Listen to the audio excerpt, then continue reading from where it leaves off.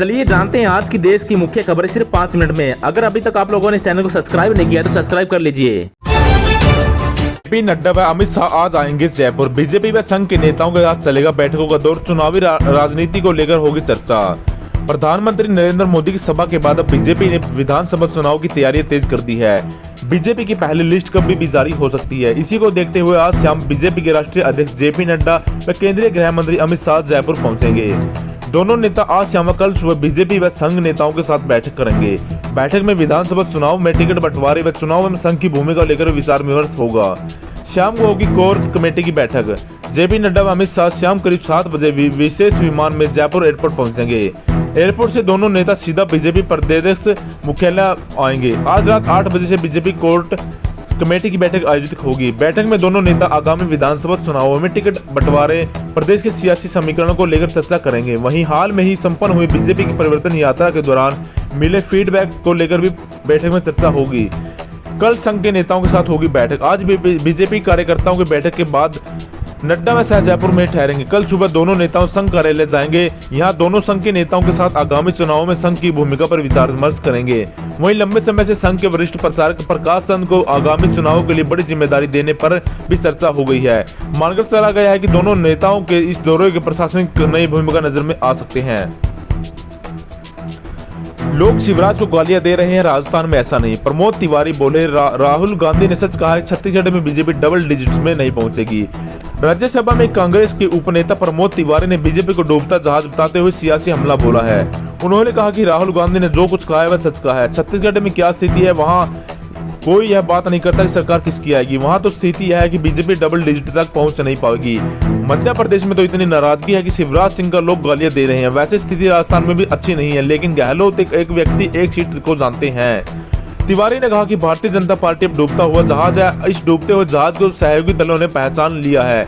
इसके सहयोगी एक एक दल करके नेता छोड़ रहे हैं। तमिलनाडु में आईआरडीपी ने बीजेपी नेता ताला तोड़ दिया है। इससे राज्यसभा में उनके बहुमत कम हो गए हैं। बीजेपी के सहयोगी दल पिंड छुड़ाने के लिए चक्कर में हैं। छोटे छोटे दल इंतजार कर रहे हैं कि जैसी चुनाव की घोषणा हो वैसे यह डूबते जहाज से निकल भागे।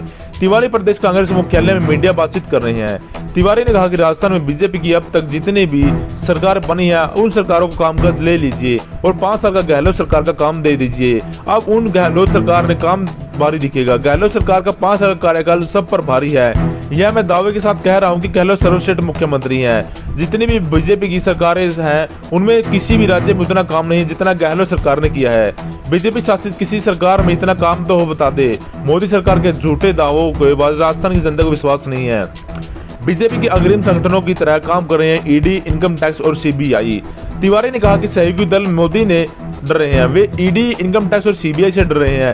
ये सारे वैसे ही काम कर रहे हैं जैसे पार्टी कोई फंक्शन ऑर्गेनाइजेशन काम कर रहा है। यह आरोप भी जिम्मेदारी में लगा हुआ है। कल मोदी राजस्थान आए और ईडी के छापे पड़ गए।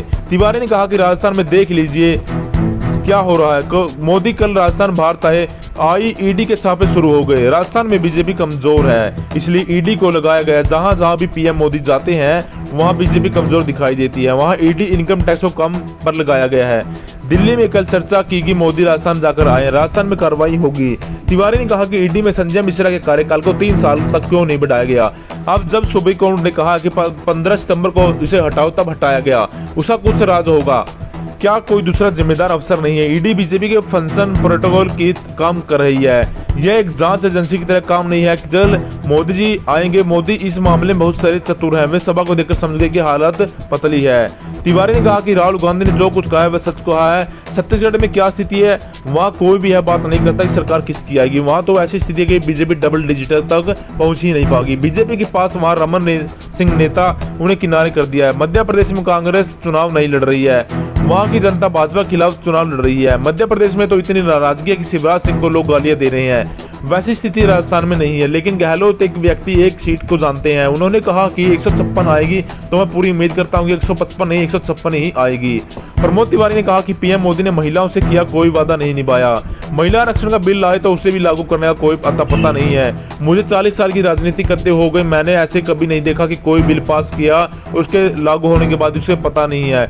महिला आरक्षण बिल को लागू करने की तारीख तय नहीं है। कह रहे हैं कि शायद 2029 तक लागू होगा। यह महिलाओं के साथ धोखा कर रहे हैं। मोदी सरकार पिछड़े वर्ग की अपेक्षा कर रही है। SC एक्ट अल्पसंख्यकों की अपेक्षा कर रहे हैं। इसकी